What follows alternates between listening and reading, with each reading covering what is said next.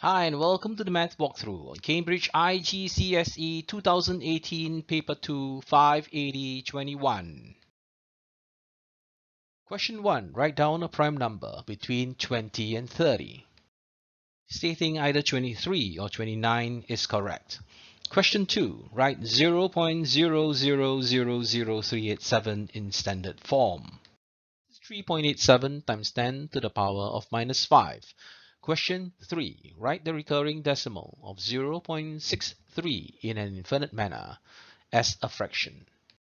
This is equal to the fraction 1 over 11 being multiplied by 7. Question 6. Calculate the area of a circle with radius 5.1 centimeters. The area is a pure calculation from pi r squared. Question 7. Calculate the length of AC against the provided triangle. AC can be obtained using the Pythagoras formula. Question 9. Find the value of Q from the given equation. By converting the equation to a base of 3, we can solve for Q. Question 11. Find the exact value of the given expression. The maths will lead us to 4 over 7. Question 12. Solve the given inequality. Here, the maths should see n being less than minus 4.4. Question 14. Use the sine rule to find the angle ABC for the provided triangle. Using the sine rule, x can be identified as 19.3 degrees. Question 15. Y is directly proportional to x minus 1 square when x is 5 and y is 4. Find y when x is 7. With y being proportional to x minus 1 square, it's like saying y equals k times x minus 1 squared. By inserting the value of x equals 5 and y equals 4 into the equation, we can identify the value of k. Having identified y as being a quarter of x minus 1 square, when x is 7, y can be solved as being 9. Question 16. On the grid, draw the image of shape R after the transformation represented by the given matrix. I shall speak to the two methods that will get us to the required solution.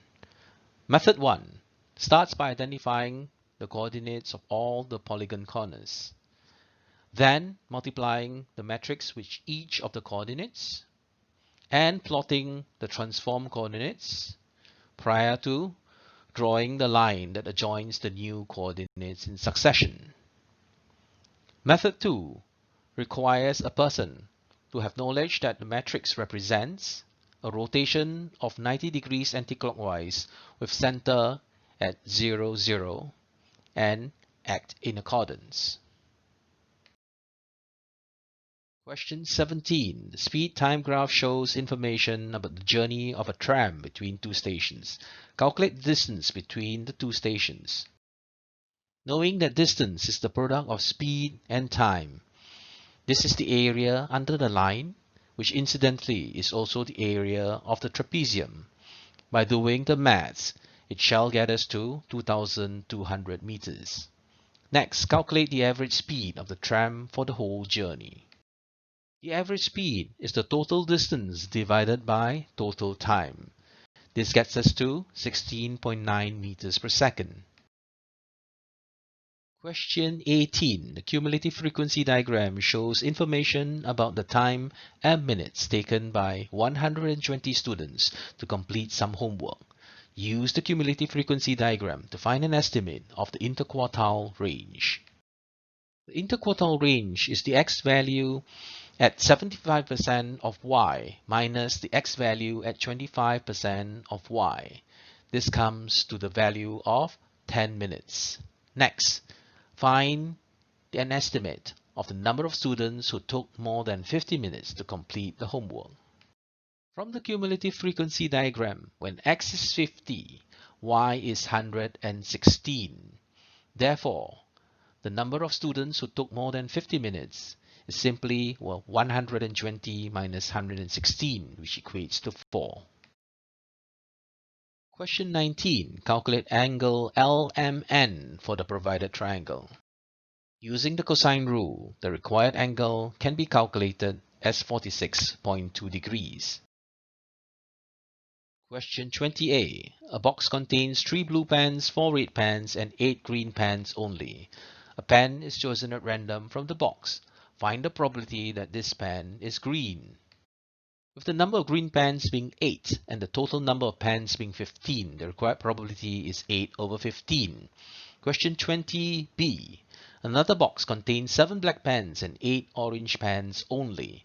2 pens are chosen at random from this box without replacement. Calculate the probability that at least one orange pen is chosen. There are 2 ways to arrive at the required answer. The first, being the more long-winded, is to identify the sum of probabilities of both pens being orange, and the first pen being orange and the second pen being black, and the first pen being black and the second being orange. The second method is to subtract 1 with the probability when both pens are black. Question 21. There are 4 inequalities that define the region R. One of these is y being equal and less than x plus 1. Find the other 3 inequalities. This question requires a great understanding on y equals mx plus c. Only one point to note on the line number 3. It being dotted, it has to be strictly less than a minus half x plus 3. Question 22a. Calculate ff minus 3. The math would lead us to minus 17. Next, find 2x as a function of g. The math shall take us to g being equal to 4x squared plus 8. Next, find the inverse of fx. By letting y equals to the function of x, then expressing x in the form of y, we can identify the inverse function of x. Question 24. Point A has coordinates 1, 0 and point B has coordinates 2, 5. Calculate the angle between the line AB and the x-axis. By identifying the gradient from the 2 given coordinates, we can equate tangent A being equal to 5 and solve for A. Question 24b. The line PQ has equation y equals 3x minus 8 and point P has coordinates 6, 10. Find the equation of the line that passes through P and is perpendicular to PQ. Give your answer in the form y equals mx plus c. When 2 lines are perpendicular to one another, the product of the 2 gradients would equal minus 1. Having said that, this perpendicular line would have an equation y equals minus the third x plus c. Knowing that x equals 6 and y equals 10, we can then solve for c. With that, y is identified as minus the third x plus 12. We have reached the end of this walkthrough. Do be on the lookout of our other walkthroughs if you have found this beneficial.